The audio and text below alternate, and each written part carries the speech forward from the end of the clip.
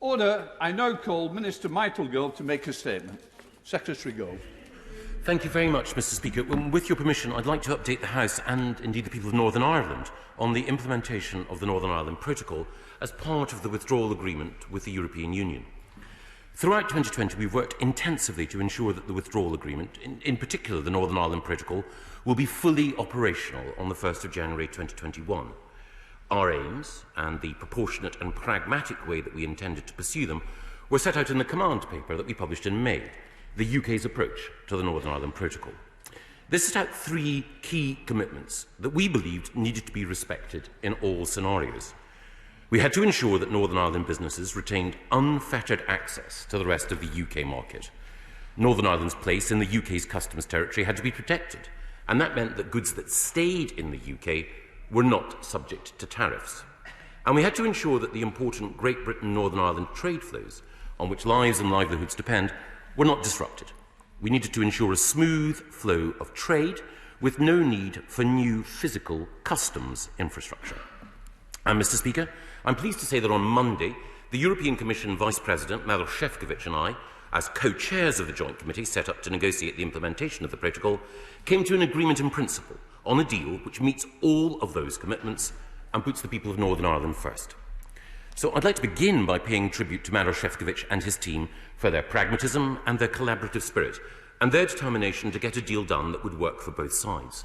And I'd also like to thank the First Minister, the Deputy First Minister and all the members of the Northern Ireland Executive for their crucial intervention at significant moments in order to ensure that the rights of the people of Northern Ireland were protected.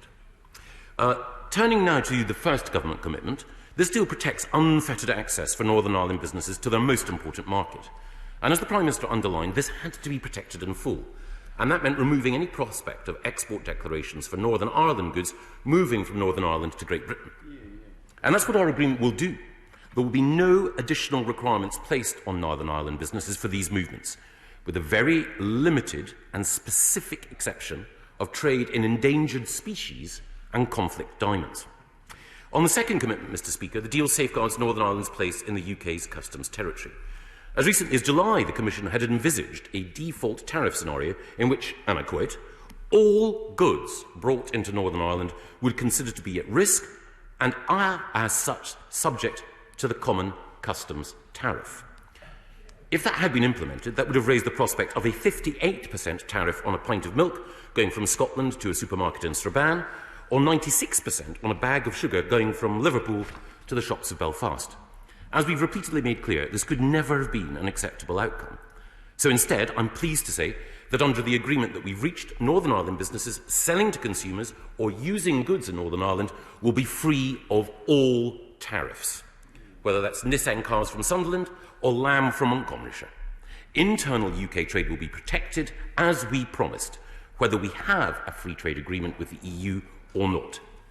And third, Mr. Speaker, this deal would keep goods flowing between Great Britain and Northern Ireland in January and indeed provide some necessary additional flexibilities. It protects Northern Ireland's supermarket supplies. We heard throughout the year that traders needed time to adapt their systems. That's why we've got a grace period for supermarkets to update their procedures. And our agreement also prevents any disruption at the end of the transition period on the movement of chilled meats. British sausages will continue to make their way to Belfast and Ballymena in the new year. And we've also got time for reciprocal agreements between the UK and the EU on agri-food, which can be discussed in the months ahead.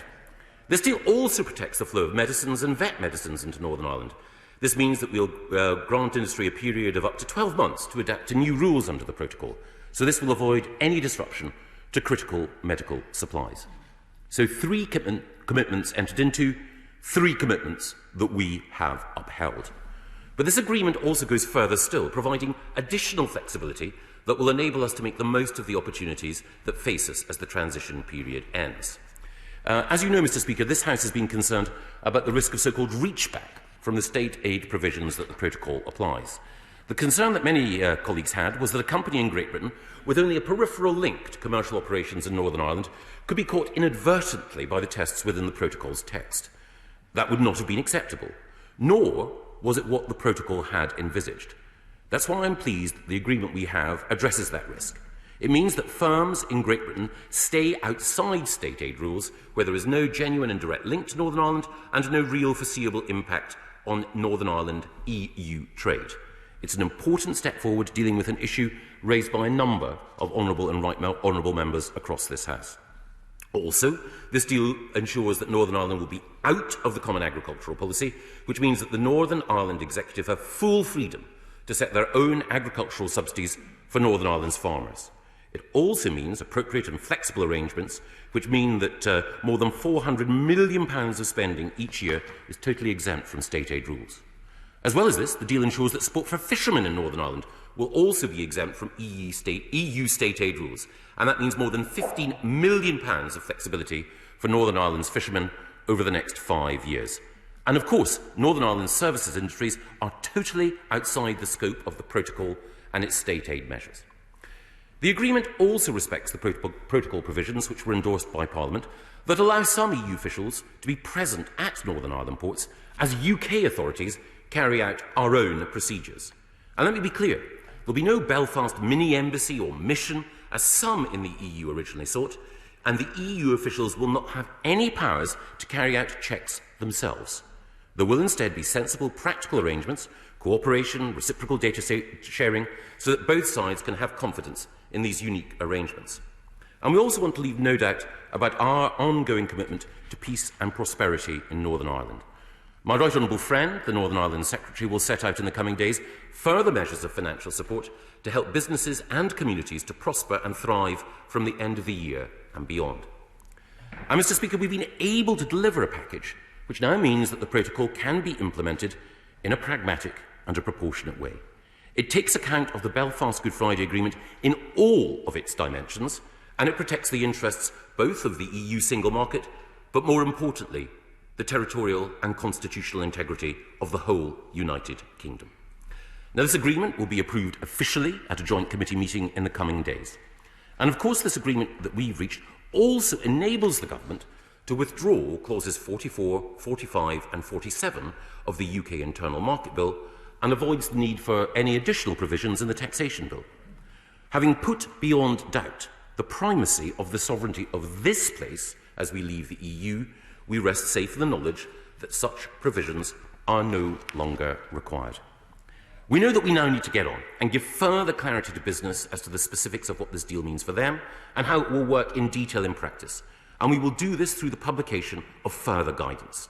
And that will sit along the ongoing intensive work that we will take forward to implement the protocol.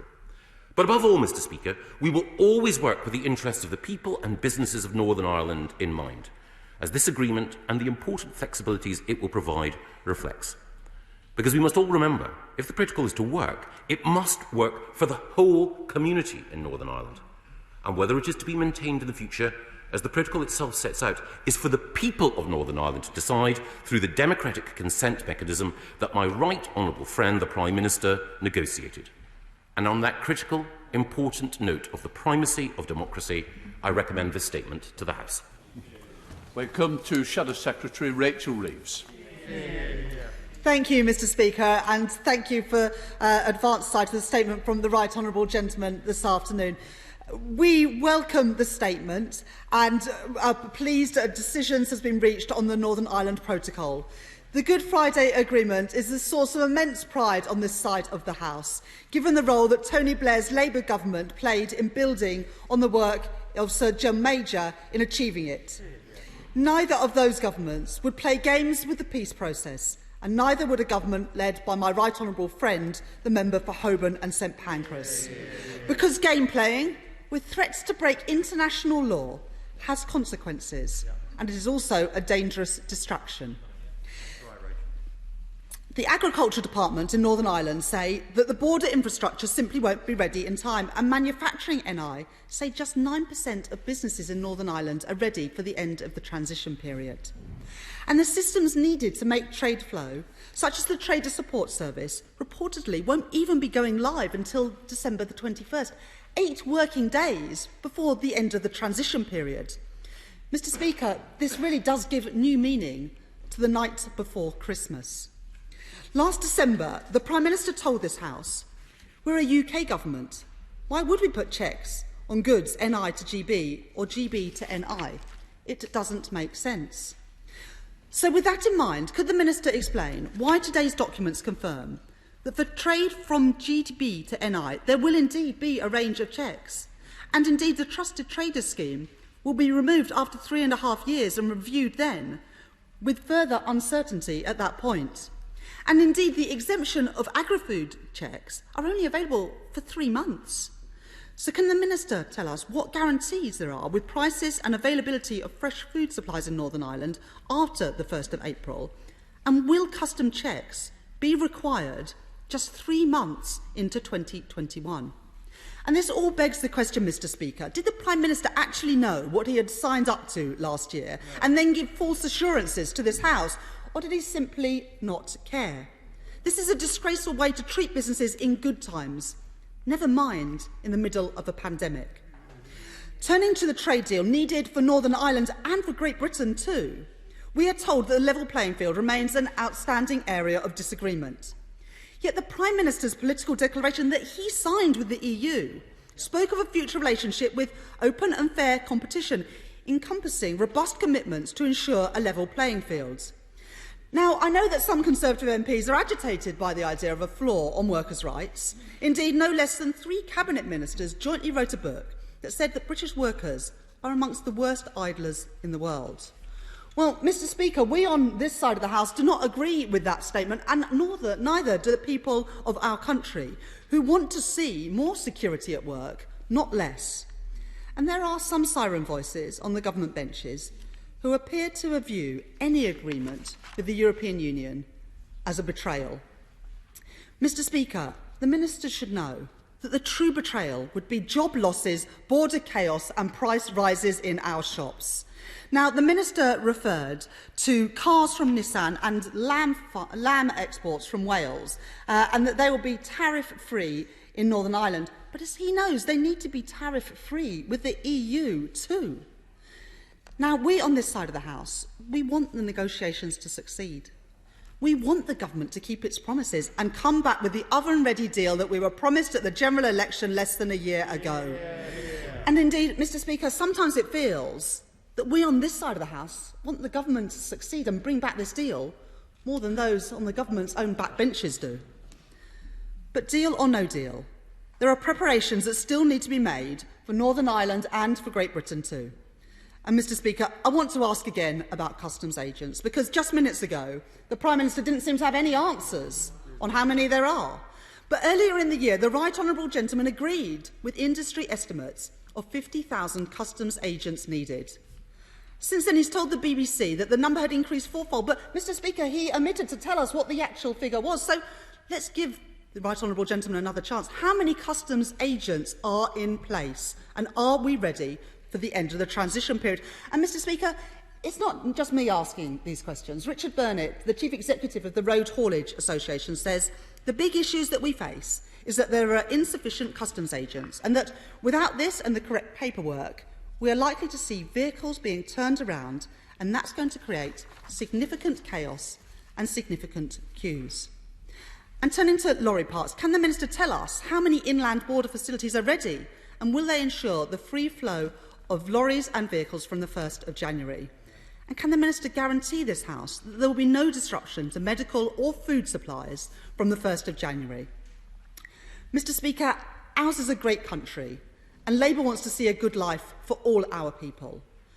But as great as our country is, it cannot afford to be afflicted by government incompetence. Every price rise, every traffic jam, every lost contract and every redundancy caused by this government's mistakes and poor planning holds our great country back. Next year must be a year of rebuilding and recovering from COVID-19, not dealing with the fallout of reckless decision-makings, tariffs or incompetence. So this is decision time for this government, and it is time to get the deal. Gove. Thank you very much, Mr. Speaker. Well, I'm very grateful to the Honourable Lady for the warm welcome that she gave to this agreement. I also thank her for the kind words that she offered Sir John Major The process of concluding the Good Friday Agreement, as she quite rightly reminds us, was a signal achievement of Tony Blair's government, but was also achieved as a result of hard work across this House. And of course, there has been, since the Good Friday Agreement was concluded, 2 years of progress in Northern Ireland, and it's important that we seek to underpin and secure that. She asked about border infrastructure. Let me emphasise this border infrastructure is there to ensure that sanitary and phytosanitary checks can be made. As she knows, as the House knows, it's already the case that the Isle of Ireland is a single epidemiological zone, and therefore when live animals move from Great Britain to Northern Ireland, there are physical checks. There will be border facilities in order to ensure that these limited and proportionate SPS checks can be carried out at the port of Foyle, Warren Point, Belfast and Larne, and we've reassured the Commission and indeed others about the speed and effectiveness with which the necessary limited infrastructure will be in place. She also asked about the Trader Support Service, which is there to help Northern Ireland businesses. I'm pleased that we spend over £200 million in order to support Northern Ireland businesses, and I think it's the case that more than 10,000 businesses are now signed up to the Trader Support Service in order to ensure that they will incur no costs as a result of the protocol. She also asked about the future of the Trusted Trader Scheme, which, as she quite rightly points out, guarantees that goods being sold in Northern Ireland and businesses operating in Northern Ireland will face no tariffs. It is the case that we will have an opportunity to review how that scheme operates, but it is only the case that if there is a demonstrable diversion or illegal activity that it will need to be reviewed, and in those circumstances there is an obligation on both parties to seek alternative arrangements. And I should stress again, there are no additional customs checks which will be facing goods that go from Northern Ireland to Great Britain. She asked about customs agent capacity overall. It is the case that £84 million has been made available in order to increase capacity, and the latest survey by HMRC shows that there's been a 4-fold increase in capacity. Of course, one of the reasons why we're phasing in import controls over 6 months next year is in order to ensure that the sector can increase even further, but that 4-fold increase in capacity gives us confidence that we need that all the staff will be there. She mentioned Richard Burnett of the Road Haulage Association. Mr Burnett, along with Dave Wells of Logistics UK and other figures in the haulage and logistics industry, have played an invaluable role in making sure that government does everything necessary to prepare, but I've never shirked from saying that more needs to be done.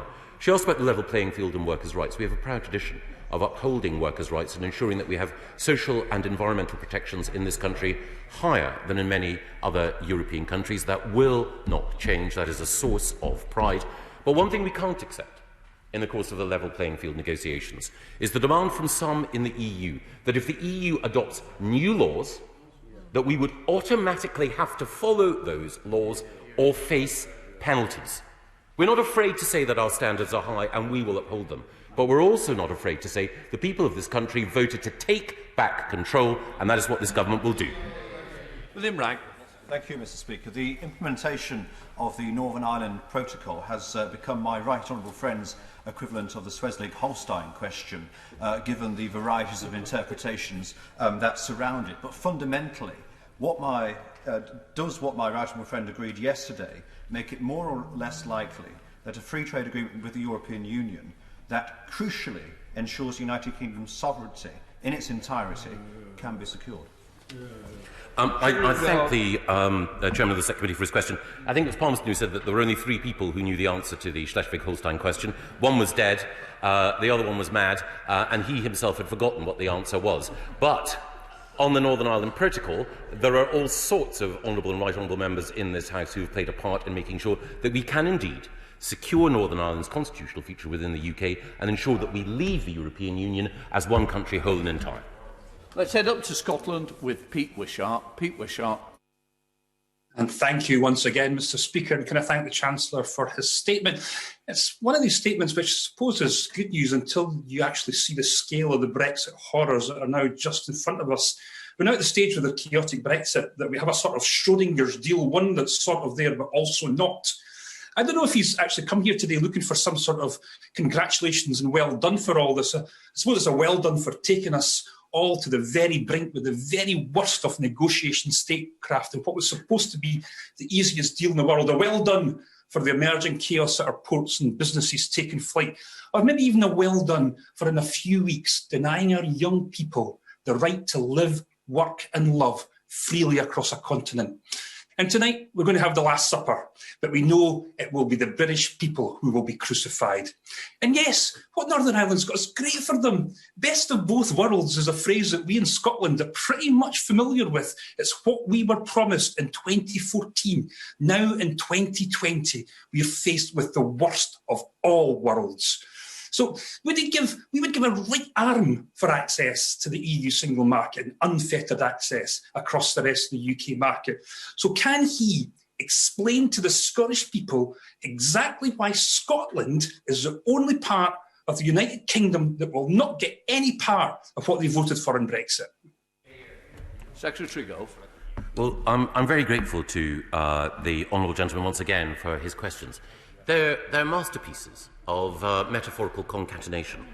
He managed to bring in both Schrödinger's cat and the Easter and Passiontide narrative before he eventually got to his question. And I think it was a masterpiece, as I say, of lyrical concision, which we would expect from Runrig's principal star. But on the basic question, it is the case he recognises, as I recognise, that Northern Ireland has a unique position within the United Kingdom as a result of having a land border with the European Union, which no other part of the United Kingdom does, and that requires specific arrangements. But whatever those specific arrangements, it is the case that Northern Ireland, by the will of its people, remains part of the United Kingdom. Long may it remain so. Sir William Cash. Mr. Speaker, I very much agree with what the Prime Minister said today at Prime Minister's questions. Does the Chancellor also agree, and is there anything in his own statement which would be allowed to undermine the unfettered sovereignty of the United Kingdom as asserted by successive democratic votes in the referendum, successive acts of Parliament, Section 30 and Section 38 of the 2020 Act? And would he also confirm today to appear before the European Scrutiny Committee, which, as he knows, he has declined to do so on at least 3 occasions, most recently on the 26th of November, which we put to him in writing, but so far he hasn't been able to come. Will he please commit now, today, to coming to before the committee as soon as possible, right now? Thank you very much, Mr. Speaker. On the first part, my right honourable friend is absolutely right. Section 38 of the Act which gave effect to the withdrawal agreement upheld the sovereignty of this place, and there is nothing in what we have concluded that in any way diverges from that. On the second question, I'm very sorry that I've played hard to get, but I'll make sure that we can have a date before Christmas when the two of us can meet in suitably COVID-compliant surroundings. Chair of the Select Committee, Hilary Benn. Thank you very much indeed, Mr. Speaker. I welcome the Right Honourable Gentleman's statement because it shows what can be achieved with political commitment, and I do hope we will see more of that later on today. However, he seems to have brought back not a permanent arrangement, but a series of grace periods, and I want to ask him about that. For example, it's been reported that food products coming from GB into Northern Ireland will be exempt from export health certificates for a period of at least 3 months, and chill meats, sausages he referred to, will be allowed for a period of time pending a review, after which they might be prevented anymore from moving from GB to Northern Ireland. So what is going to happen after those dates, and how exactly a business is going to be able to prepare when they haven't yet seen the detailed arrangements, because the Joint Committee isn't going to meet for a couple of days, and when those details may well change in a few months' time yet again? Secretary. Well, I'm very grateful to the Right Honourable Gentleman for his questions, and indeed the work of his committee, which has helped us as we've sought to resolve these issues. And his welcome is very, very welcome. On the detailed points that he makes, we've been talking to traders, supermarkets in particular, in order to make sure that they're ready for any export health certificate requirements. And we know that some supermarkets are already ready. 1 or 2 others need time in order to get ready. They requested a grace period. Originally, those in the Commission argued that that would be impossible, or if it did exist, it could only be a matter of weeks. we managed to secure 3 months, which is sufficient time, we understand, in order to ensure that supermarkets are ready. On the chilled meat provision, it is the case that we have secured a 6-month period during which there will be absolutely no change. Again, it was the case that there were some in the EU who argued that that should be a strictly non-renewable provision. We secured an approach which meant that we could keep under review how things were operating in order to ensure that we provided people in Northern Ireland with access to the food that they currently enjoy without any disruption to the integrated supply chains that supermarkets have and which they will adjust. Thank you, Mr. Speaker. Many of the life science and other businesses of South Cambridgeshire export to Northern Ireland. Can my right honourable friend reassure them that they won't face any new bureaucratic obstacles or tariffs as they sell their goods and services there? Well, my honourable friend is a brilliant advocate for the life science sector, and I know that it provides jobs and investment in Cambridgeshire and beyond. It's also the case that there is a thriving life science and pharmaceutical sector in Northern Ireland, and it will be the case that there are no impediments to the continued successful integration of that work. Christine Jarvis. Thank you very much, Mr. Speaker. The right honourable gentleman and I have known each other for many years, and while we might have differed on Brexit, there is another issue in Scotland in which we are very much in agreement. Can the right honourable gentleman assure us today that every effort will be made to ensure that this agreement, good as it is for Northern Ireland, is not used to undermine Scotland's position within the Union, and that my constituents in Edinburgh West and elsewhere might benefit from the same sort of phasing-in agreement as has been agreed for Northern Ireland? Well, I've known the Honourable Lady, she says, for a few years, and she's a brilliant MP, and she's absolutely right. I don't think, the Honourable Lady opposite said that people shouldn't play politics with the Good Friday Agreement. I don't think they should. And I think it's important to recognise that Northern Ireland is in a unique position within the UK. I think the majority of people in Scotland and across the UK recognise that. But it's also important, she's absolutely right, that in our arrangements with the EU we take specific account of the needs that Scotland has, and on everything from the provision of seasonal agricultural workers to making sure that we can expedite fish and shellfish from the North East to the EU, to indeed the principal position that my right honourable friend, the President of the Board of Trade, is taking on whisky exports. It's absolutely important we recognise that Scotland has distinct needs, and that working with the Scottish Government and Scottish MPs like herself, we can advance Scotland's interests. Lee Anderson. Thank you, Mr. Speaker. Does my right honourable friend agree that the EU's request for a mini-embassy in Northern Ireland was inflammatory for communities in Northern Ireland and is not required to allow the EU to supervise processes carried out by UK authorities? My honourable friend is absolutely right. There were some in the EU who wanted to sort of mount a sort of land grab, as it were, and to have a part of Northern Ireland that was forever Brussels.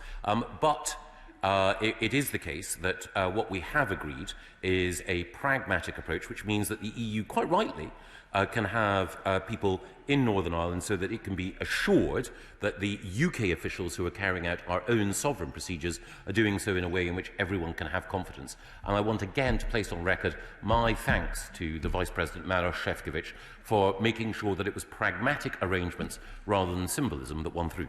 Sir Geoffrey Dawes. I know that the right honourable gentleman is as passionate as I am about the Union.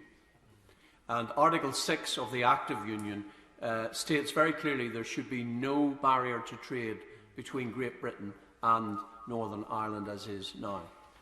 And Article 16 of the Northern Ireland Protocol also makes clear, Mr. Speaker, that if this protocol leads to serious economic, societal or environmental difficulties that are liable to persist, the United Kingdom government may unilaterally take appropriate safeguard measures.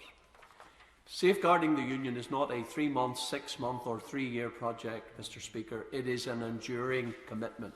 Will the Chancellor now give a commitment that, if necessary, the Government will introduce safeguard measures to ensure unfettered access in both directions for trade between Great Britain and Northern Ireland? Mr. Gove. Well, the right honourable gentleman makes a very important point in drawing attention to a very important provision within the Northern Ireland Protocol. And, of course, the Government came under some criticism from some for having provisions in the UK Internal Market Bill which upheld the sovereignty of this place in order to uphold the constitutional and territorial integrity of the United Kingdom. We no longer need to use those provisions because of the agreement that we've reached. But he's absolutely right. Of course, that provision remains. But I hope it will be the case that through patient and pragmatic discussion that we can resolve any future issues in the way that we've resolved existing issues. Dr. Liam Fox.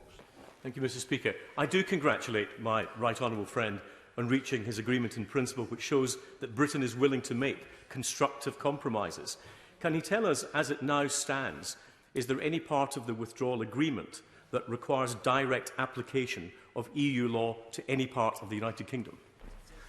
Yes, it is the case that as a result of some of the provisions within the Northern Ireland Protocol, that it will be the case that there will be a requirement on some businesses and in Northern Ireland specifically to follow the acquis, and that is one of the ways in which we can ensure that there is no need for border infrastructure between Ireland and Northern Ireland. Let's head to Wales with Howell Williams. Howell Williams. Thank you, Mr. Speaker. We welcome yesterday's agreement. We want for Northern Ireland just what we want for Wales, unfettered access to our most important markets with the rest of the UK and, of course, with the EU. But the fundamentals of trade, particularly between Wales and Northern Ireland, and indeed the Republic of Ireland, remain uncertain. Hauliers fear serious disruption on the Holyhead-Dublin route, with the Welsh Government's plans revealed on Monday for contraflows and parking lots being too little too late. What steps has he taken to lessen this potential disruption? Minister Gove. I'm grateful to the Honourable Gentleman for his question. I know that because of the geographical proximity of his constituency to Ynysmon, to the island of Anglesey, he has a particular concern. But it is the case that we've been working well with the Welsh Government, and I want to thank in particular their Council General Jeremy Miles in order to make sure that we will have infrastructure in Holyhead which can ensure that the second busiest roll-on roll-off port in the United Kingdom continues to prosper. Sir Bernard Jenkins. Thank you, Mr. Speaker. Can I just point out to my right honourable friend that whatever he agreed in the joint committee yesterday remains subject to the jurisdiction of the European Court of Justice under the disputes procedure. And moreover, whatever he agreed yesterday was only agreed because we had the clauses of the UKIM bill which were threatening to block the jurisdiction of the European Court of Justice. Will he agree with me that it's very important that we maintain the position that this House can at any time put blocks in front of the European Court of Justice while this withdrawal agreement remains in force? Well, my right honourable friend is right. This House is sovereign, and it's as a result of, obviously, of bringing forward the UK Internal Market Bill. I understand some of the unease and controversy that it generated, but he's absolutely right that following on from that, we were able to make progress, and we are now no longer in a position where we need to bring forward those clauses. But of course, it's the sovereign right of this Parliament to legislate as it thinks fit. Thank you very much, Mr. Speaker, and I thank the Minister. We welcome details that businesses have sought anxiously all year, and of course we keenly anticipate a wider trade deal that might finally allow us to enjoy the conditions that we currently enjoy. Can I ask how he proposes to ensure continuity of supply for squeezed Northern Ireland households to have choice and affordability after mitigations on export health certificates expire in 6 months? Minister Gove. Well, it is the case that we've been working with supermarkets and with other traders in order to ensure that their supply lines and the current provision, and indeed in the future, I hope, enhanced provision of all the goods that consumers in Northern Ireland currently enjoy can remain. And it is the case that the Trader Support Service is there, alongside other support that we're giving to businesses in Northern Ireland, indeed businesses across the UK, to make sure that a fully integrated part of the UK internal market enjoys the same access to the same goods as the rest of us. Malcolm Longley. Thank you, Mr. Speaker. Can my right honourable friend assure me and all of my Dudley North constituents that should we strike a trade agreement with the EU, that we will not compromise in any way on our fishing waters, our borders and our laws, and, may I add, most importantly, that any governance arrangements that may flow from any trade agreement are completely consistent with those of a fully sovereign country. Minister Gove. My honourable friend is bang on. Thank you, Mr. Speaker. I wish we were at a different place where we didn't need the protocol to be in place. But I do want to recognise the progress that has been made through this provisional agreement. But could I ask the Chancellor to recognise that there is a range of unfinished business in relation to protecting the Northern Ireland economy, including issues such as transit from Great Britain via the Republic of Ireland into Northern Ireland, access to EU free trade agreements, particularly for our agri-food and dairy sector, issues around data adequacy, and also the protection of the service sector on an all-island basis? Mr. Gove. Well, I'm grateful to the honourable gentleman's points, and he is right. There is important work that is still to be done. As I think he noted, it is the case that the services sector in Northern Ireland is totally exempt from any state aid provisions, but it is also the case that Northern Ireland has benefited from commercial links with the Irish Republic, as well as its strong position within the UK internal market, and there is more work that does require to be done in order to strengthen Northern Ireland's formidable competitive position. Mark Jenkins. Thank you, Mr. Speaker. The good people of my Workington constituency stand squarely behind my right honourable friend and Lord Frost in the negotiations. Can he confirm that with this agreement on the protocol in place, the UK will leave the transition period at the end of this month, regardless of whether we reach an agreement with the EU or not? Mr. Gove. Yeah, my honourable friend is absolutely right. Whatever happens, and we do hope that we get a free trade agreement, we will leave the customs union and the single market on December the 31st. Let's head to Barry Sherman. Barry Sherman. Thank you, Mr. Speaker. The Secretary of State will be aware, I hope he's aware, that many of us will be feeling very sad if that his career will end in failure if we don't get an agreement with the European Union today or very soon. But could I also say to him that as a member of the Committee on the Future Relationship with Europe, I've recently, with my colleagues, listened to leaders of the Northern Ireland business community, manufacturing and farming community. They don't happen to think everything is fully operational. They don't think anything is oven ready. And if it were in the oven, it will be pretty thin pickings. Could he please, at this late stage, make every effort to make sure that we get a deal rather than leaving without a deal? Minister. I'm very grateful to the honourable gentleman for his words. We will do everything possible that we can to get a deal, but it can't be a deal at any price. As for his point about my career ending in failure, my career, I'm afraid, has been marked by failure consistently in so many ways. And often in politics I'm reminded of the words of Winston Churchill, that success means going from failure to failure with undiminished enthusiasm, and that's what I hope to do. Maroon Cakes. Can I thank my right honourable friend for his statement and careers advice? Of course, I warmly welcome the news of this significant progress, but can my right honourable friend reassure the House that whilst the Government has said that it will withdraw clauses 44, 45 and 47 of the UK Internal Market Bill, the rest of the bill will remain in place so that we can ensure that goods can move seamlessly across the UK, benefiting businesses and consumers across all four nations? My honourable friend is absolutely right. The UK Internal Market Bill is an absolutely critical piece of legislation which safeguards the rights of producers and consumers across the UK. The clauses you mentioned excited controversy. I think that they were necessary, but in any case, that controversy can now pass because they're being withdrawn, and I therefore hope that the bill will pass as well. John Morrow. Thank you, Mr. Speaker. The government's Get Ready for Brexit campaign looks lovely, but it doesn't answer the question, get ready for what? Deal, no deal, what deal? And businesses have a pandemic to deal with. So will he agree, does he admit, that the combination of Brexit shambles with the absence of proper support for small businesses facing COVID-19 measures and the total exclusion of so many businesses altogether from support means that this government is totally letting down small businesses in the North East and across the country? It probably won't surprise the honourable lady to say I don't agree with that. I think it is the case that when it comes to Brexit transition, we know that because we're leaving the single market and the customs union, whether or not we secure a free trade agreement, much of what most businesses need to do is broadly the same. And of course, a government stands ready to help businesses to adjust. But the honourable lady knows that having lived and worked in Newcastle in the past, the fate and the future of businesses in the North East is very dear to me. It's striking how many businesses in the North East, those who work for them, voted Conservative just 12 months ago, which is why Conservative MPs in Blythe Valley, in Bishop Auckland, in Redcar, and of course across the North East are standing up I'll mention more constituencies if she likes as well. More constituencies the Conservatives won. North West Durham, Consett, of course, now a Conservative constituency. Sedgefield with Spennymoor, now a Conservative constituency.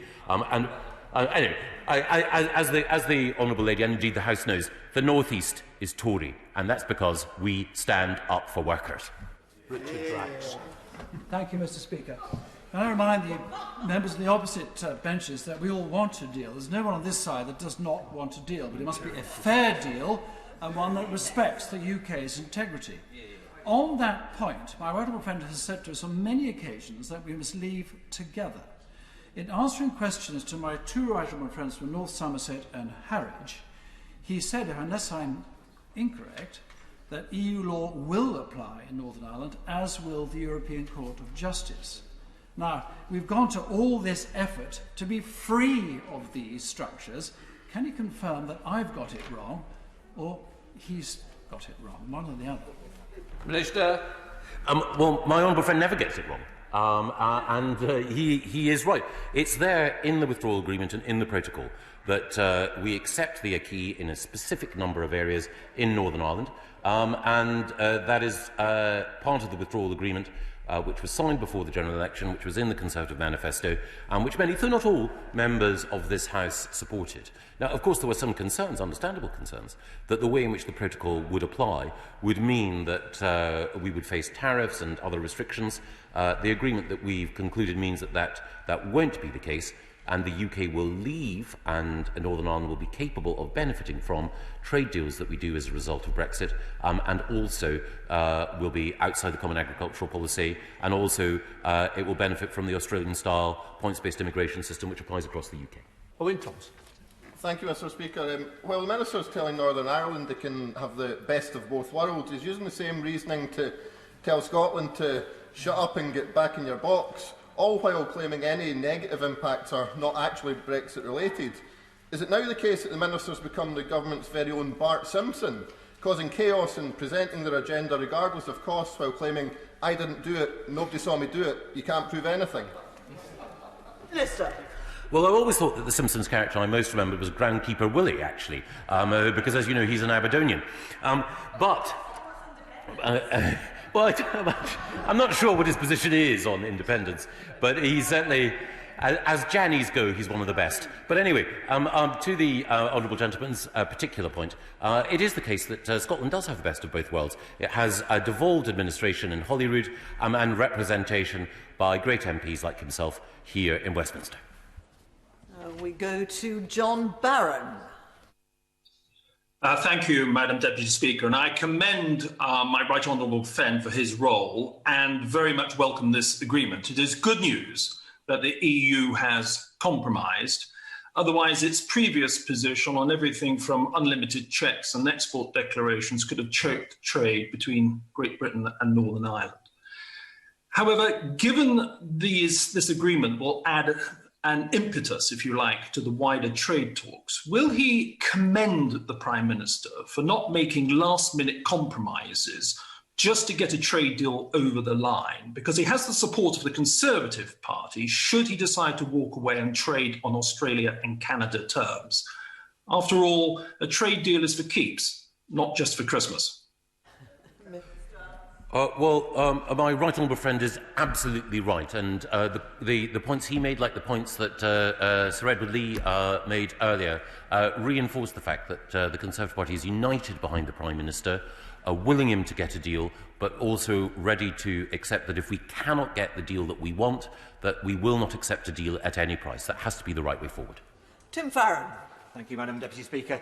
95% of Cumbrian farm exports are to the single market, so our farmers need unfettered access to that market too. His friend, the DEFRA Secretary, at the weekend said that British farmers would find tariffs with the EU, I quote, unmanageable. Now, if you add that to the fact that deal or no deal, in 3 weeks' time, British farmers, English farmers, will see huge uncompensated cuts in their incomes begin, we risk the loss of hundreds of family farms in the lakes and the dales and elsewhere. Does he agree with me that a country that cannot feed itself has no sovereignty?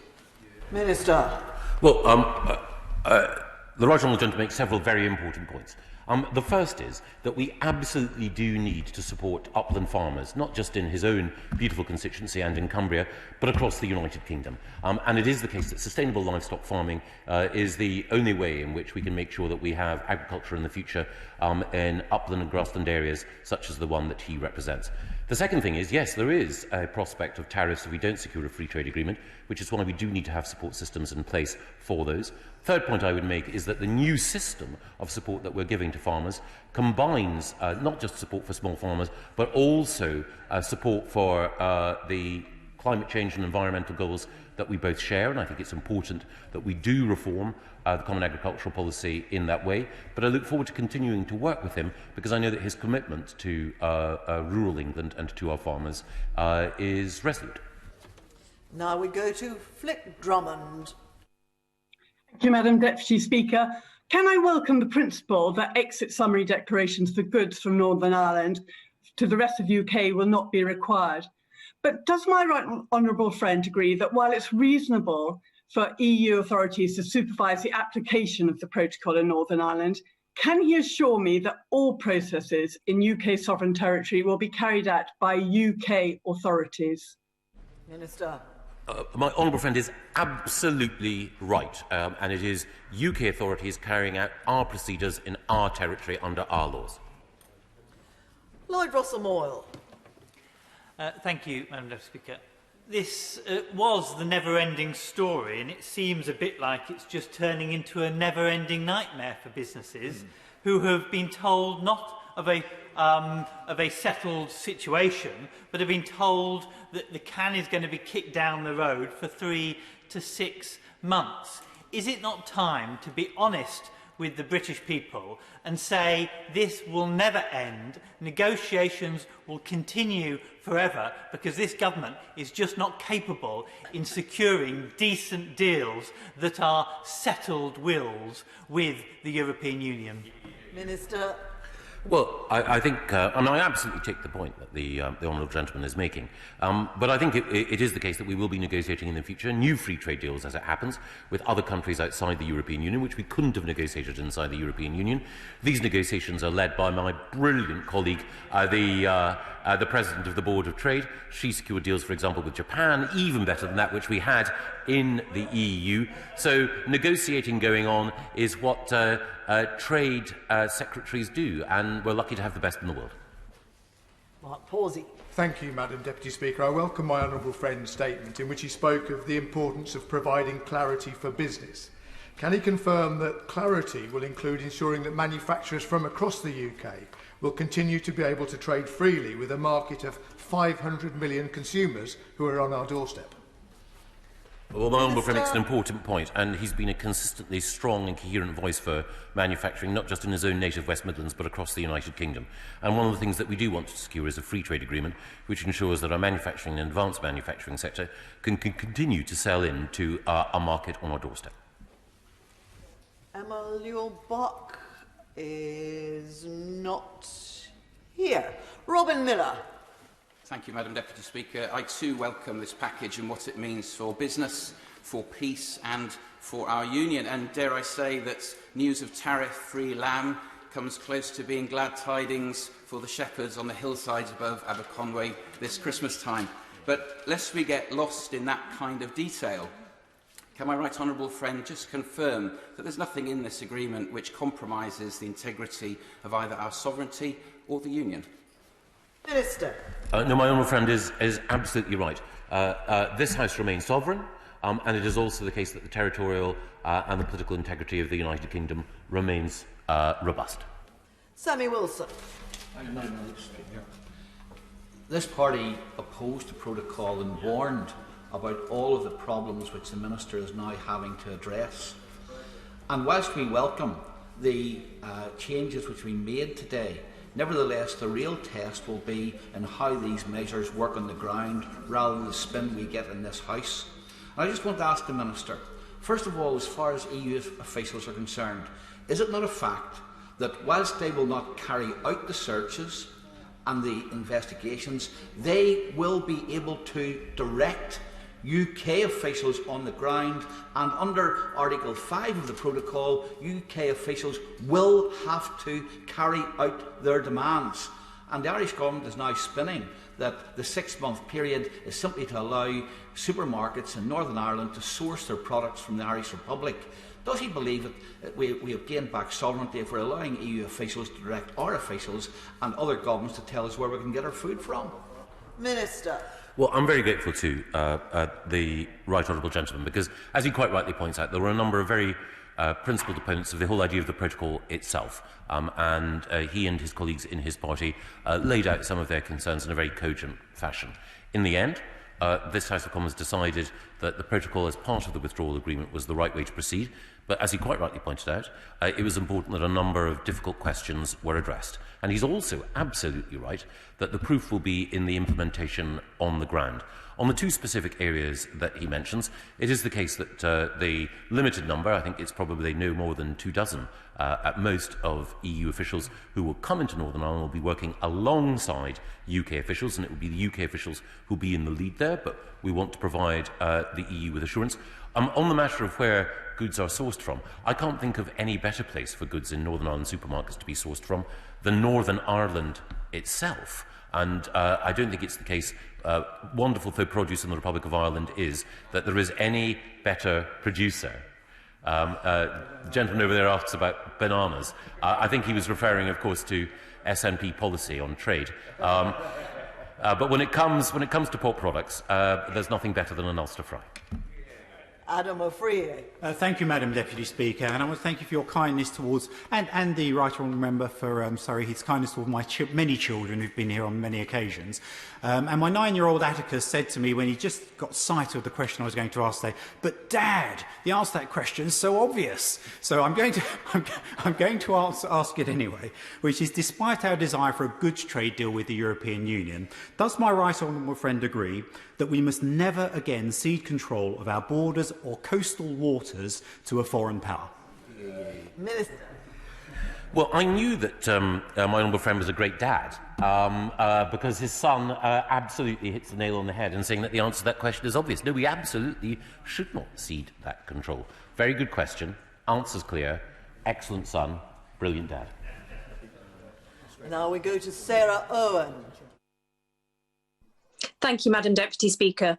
The vehicle industry has consistently warned that a no-deal Brexit risks the future of UK plants and skilled unionised jobs. Without a deal, Luton-made Vauxhall vans could face a tariff of 22%. Coupled with COVID cuts to our council and no support for our aviation industry, for Luton, no deal would make this a job-killing government. With just 22 days to go before the end of the transition period, can he guarantee there will be no tariffs on vans and cars made in this country? Minister.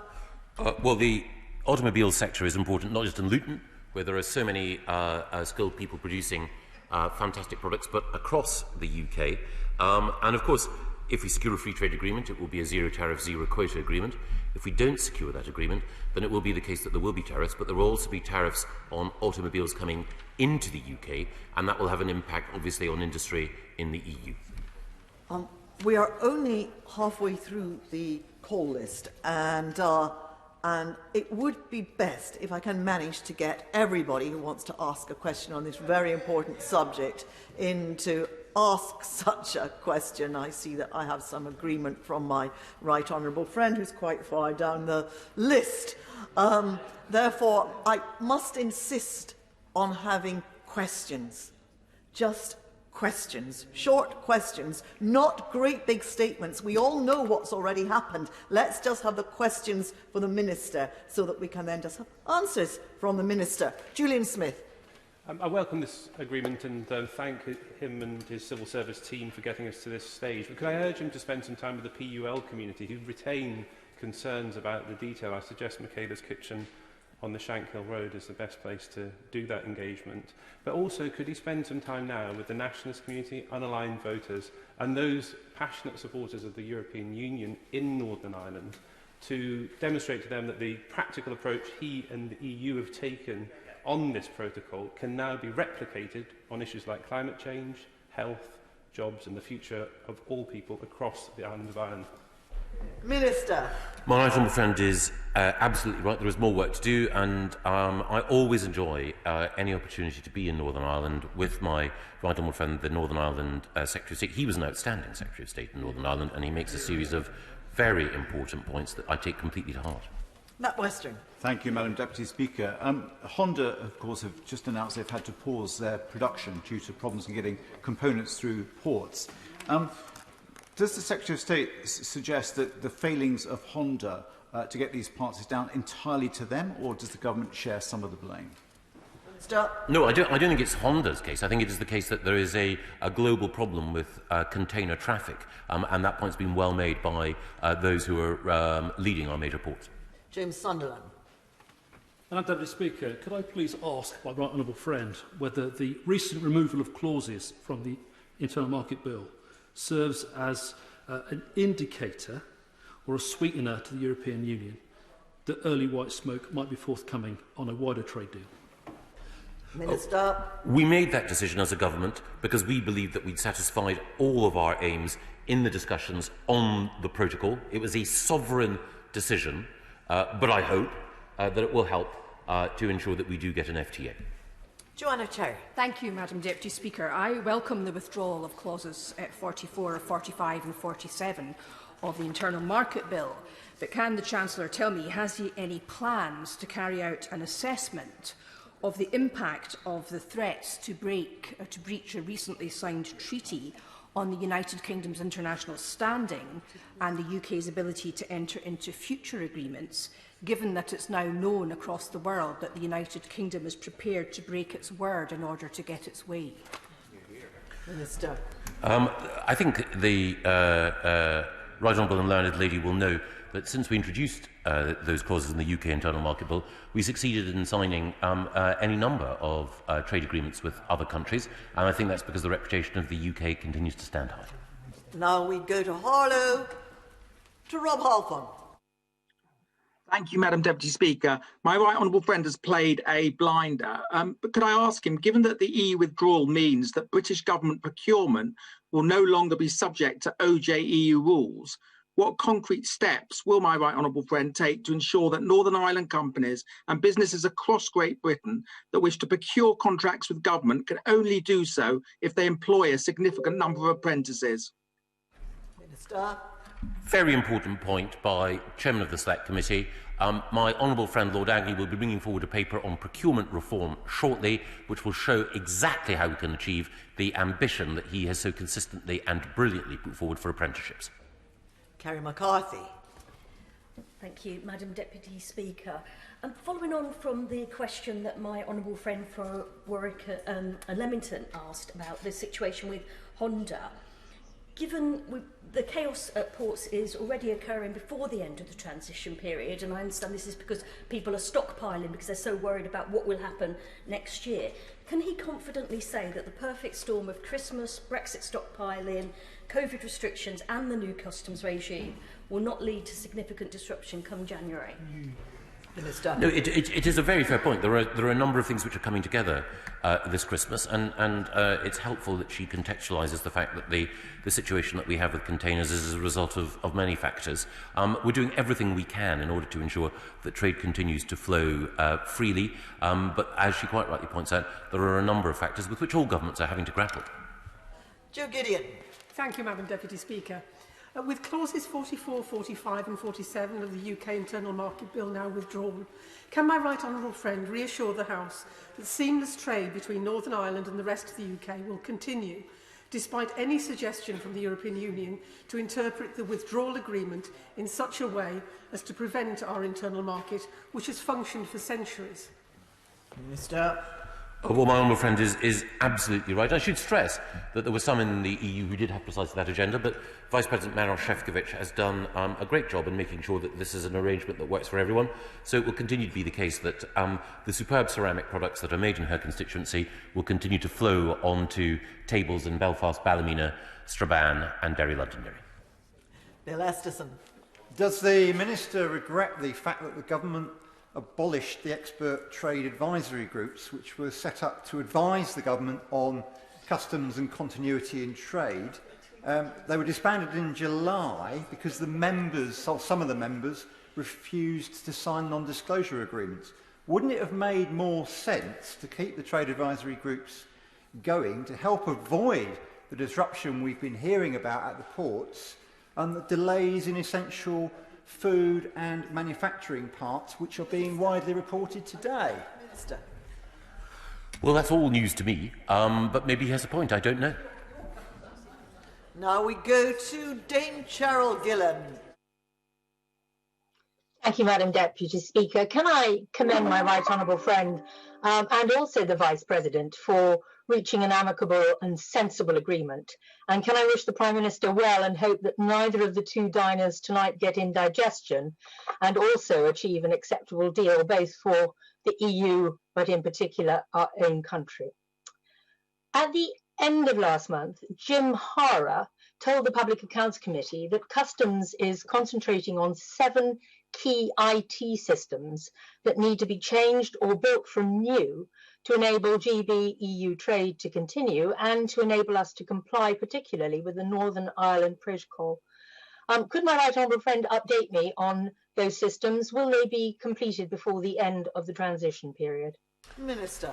Well, my honourable friend is absolutely right. There are a number of systems, both the Trader Support Service, TSS, the Movement Assistance Scheme, MAS, the Goods Vehicle Management Scheme, GVMS, and CDS, which is the new replacement for Chief in HMRC. That's quite a lot of acronyms. A lot of work has gone into making sure that we will be ready.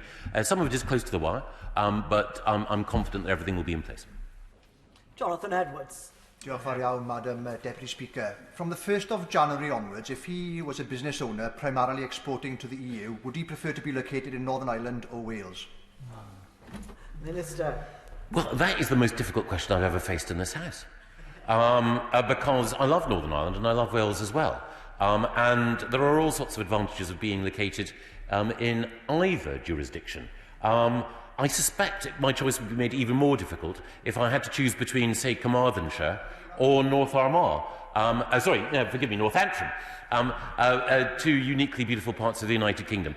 Do you know what? It's Sophie's choice in business terms. So wherever you're located in the United Kingdom, you benefit from having a strong government determined to ensure that this country can take advantage of global opportunities. David Jones. Thank you, Madam Deputy Speaker. Can my right honourable friend say if the jurisdiction of the European Court of Justice will continue to prevail in relation to the Northern Ireland Protocol? And if that is the case, explain how that state of affairs is compatible with the restoration of United Kingdom sovereignty. Minister. It is the case that in the withdrawal agreement that we concluded before the last election, and which this House voted on, not every member, of course, supported it, but a majority did. We made it clear that within the Northern Ireland Protocol there would be a limited portion of the acquis relating to goods in the single market that would apply in Northern Ireland. It was the aim of this House and the aim of this government to ensure that we could reach a satisfactory arrangement on the protocol in line with the principles that we laid out in the command paper. That's what we have done, and that upholds the territorial integrity of the United Kingdom and the ability of every citizen of the UK to benefit from all of the opportunities that Brexit provides. Jeff Smith. Thank you. Would the Minister comment on the UK Government's commitment to the Peace Plus programme in the period ahead, which, as he will know, has played such an important role in underpinning peace and reconciliation in Northern Ireland? Minister. We're totally committed, and the Secretary of State for Northern Ireland will be saying more about that in coming days. Simon Fell. Thank you, Madam Deputy Speaker. Can my right honourable friend reassure me that in tonight's negotiations and the ongoing negotiations with the EU, the Prime Minister and his team will remember just how important securing a deal will be to Cumbrian farmers and indeed farmers across all 4 nations? Minister. Absolutely. For Cumbrian farmers and also for manufacturers in Barrow, we will be doing everything we can to get the best possible set of arrangements. Dr. Andrew Murison. The temporary food waiver for trusted traders is very much to be welcomed, and my right honourable friend is to be congratulated for securing it. But can I draw him a little bit on the detail for what will then follow, because businesses need certainty, and what he has had to say will of course be very welcome to the big supermarkets, but smaller operators, small shops and street traders on who the Great Ulster Fry depends so much will still be left in a level of uncertainty, particularly if they're not signed up to Trusted Trader. Can he say to what extent the Trusted Trader scheme will extend to small operators of that sort? Well, my right honourable friend, who was an outstanding Northern Ireland minister, is absolutely right, and we'll be going into more detail once the Joint Committee concludes on exactly how we can safeguard the interests of small and medium-sized enterprises as well, and it will be the case that we'll be notifying the Commission of those businesses that do need to take advantage of the grace period that we've got. Alison Thewlis. Thank you very much, Madam Deputy Speaker. RTE reports on the derogation for sausages and chilled meats and unfrozen prepared meals, and notes that once a derogation period is elapsed, Northern supermarkets will have to source such products locally or from the south. Can you explain why it's acceptable to him to disadvantage Scotland in such a way and our food exporters? And isn't it just another example of why Scotland would be better off as an independent nation state within the EU? Hear, hear. Well, if Scotland were an independent nation-state, then it would face trade barriers at Berwick, at Cairn Rhine. It would be the case that by leaving the European Union, Scotland would be... I'm just pointing out the inevitable consequences of the course which the Honourable Lady has set her heart on, which is making sure that if Scotland did become independent, it would face tariff and regulatory barriers to access its biggest market, which is the rest of the UK. She asks why. That is the inevitable consequence of independence, alongside the abandonment of the pound sterling, a re-entry into the common fisheries policy. It's a terrible course to go on, and because I admire the Honourable Lady so much, I hope that she will recognise that the future of her Glasgow constituents is better secured in the United Kingdom than going down the perilous path to separation that the SNP have argued for like a pied piper for many decades. Steve Double. Thank you, Madam Deputy Speaker. Can I welcome the pragmatic approach that has been taken in reaching this agreement that respects the sovereignty and independence of the UK as we leave the EU, whilst also recognising the need for the EU to protect their single market? Does my right honourable friend agree with me that it's this same pragmatism that now needs to be applied to a trade deal whilst respecting those same principles? And would he join me in wishing the Prime Minister well at his dinner tonight? I absolutely do, and I also hope that on the EU side we see something of the same pragmatism that we've seen in this particular area. Stephen Timms. Deputy Speaker, if there's no data adequacy agreement by the end of this month, what's his current estimate of the legal and admin costs to business for putting in place the new contractual clauses they'll have to introduce in order to continue to exchange data with their European partners? It's a very important question. I don't have an exact estimate of what the standard contractual clauses costs would be, but it is the case that because we're compliant with GDPR at the moment, I see no reason why data adequacy should not be granted. Now we go to Sir David Evanet. Thank you very much, Madam Deputy Speaker. I welcome my right honourable friend's statement today and congratulate him on his hard work in achieving this agreement. Can he confirm that this is a pragmatic and sensible approach to protect Northern Ireland's place in the UK's customs territory? Absolutely. My honourable friend has been a consistent champion for business and enterprise in all his years in this House, and he's absolutely right. This pragmatic approach works for businesses in his constituency and in Northern Ireland. Rachel. Will he correct his claim on the Today programme this morning that we will continue to benefit from free healthcare if we visit the rest of Europe after January the 1st in the event of no deal, and that our students will continue to benefit from Erasmus programmes in the event of no deal? Well, it is the case that students who are currently engaged on Erasmus programmes will continue to be part of them until the end of that academic course. And it is also the case that UK citizens who've been living in EU countries are covered by the withdrawal agreement rights, which we all voted on. I think he actually voted against, but nevertheless, we protected their rights. Order! Order! Order! Sir Desmond Swain. I'm grateful to him for suggesting the lucrative opportunity of exporting conflict diamonds, but just how burdensome will the additional paperwork be of which he spoke? Given that there is very, very little trade that I'm aware of in conflict diamonds from Northern Ireland to Great Britain, and if anything, even smaller trade in, for example, endangered species products like tiger skins, I suspect that the bureaucratic burden will be so small as to be almost invisible to the naked eye. Chris Bryant. The mind boggles. I'm all for pragmatism because I think that's the best way that we can sort out a deal that works for Welsh lamb farmers and, for that matter, for the British car manufacturers and all the rest of it. But I want to ask him about the foreign policy elements because, on a pragmatic basis, we've always done rather well out of persuading other countries in Europe that they should adopt, for instance, sanctions against Putin, and we've tried to get people on board with our policy around Hong Kong. How are we going to be able to make sure that we can do that in the future if we've poisoned the well by a situation where we don't have any long-lasting trade deal at the end of today or the end of the week? The right honourable gentleman does make an important point, and obviously it would be in our interest to secure a deal, but not at any price. One thing that I would say is that he's been a consistent champion for a tougher approach towards Russia and an advocate for the Magnitsky sanctions. It was the case that the Foreign Secretary also was a consistent champion for that. We adopted them.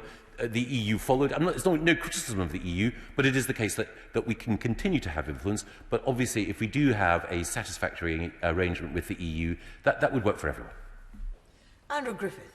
Thank you very much, Madam Deputy Speaker. Would my right honourable friend agree with me that today's welcome announcement is the perfect combination of principle and pragmatism, an approach to negotiations that our businessmen take every day, that's going to serve them well as we embrace the future, and that only on that side of the House they seem to find exceptional? Well, my honourable friend has had a brilliant business career, and he's absolutely right. You need to negotiate toughly, be prepared to be flexible in certain circumstances, but know ultimately what you want. And as we heard from the Leader of the Opposition earlier today, I'm afraid when it comes to Brexit, we still don't know what Labour want. Patrick Grady. Madam Deputy Speaker, I'm just wondering if Brexit is shaping up to be such a success. Why is it that 4.5 years after the referendum, no other European country is seeking to follow the UK out the door? Why aren't they looking at these deals that are being negotiated with envy and thinking that they want a piece of the action? Whereas, in fact, what's happening is that countries like Scotland are looking at the European Union and deciding that's where they want their future to be. It's the United Kingdom that's being left isolated. What a remarkable rewriting of history. I think it's the case. Just yesterday I was watching CNN, and I saw an amazing man, 91-year-old gentleman called Martin Kenyon, one of the first people in the world to be vaccinated. And he was vaccinated here in the United Kingdom, and it's because of the United Kingdom's superb regulatory work, because of our vaccines task force, because of our NHS, because of our health secretary, that the first people in the world to be vaccinated were here in the United Kingdom. And there are vaccines in Scotland. There's vaccines in Scotland, thanks to the UK, and the rest of the world's looking on in admiration at our British NHS. And I think on today of all days, it would be nice, and to be fair, lots of Scottish nationalist ministers have made this point, that the UK government has been working in the interests of everyone, and people have been looking at Britain and saying, that's great. Bob Stewart. Thank you, Madam Deputy Speaker. As someone that's commanded, on and off, a hard checkpoint on the A5 between South Tyrone and County Monaghan for up to 2 years, where we had chicanes, sangers and obstacles, can my right honourable friend assure me that on the 1st of January there'll be no sign of that hard checkpoint left?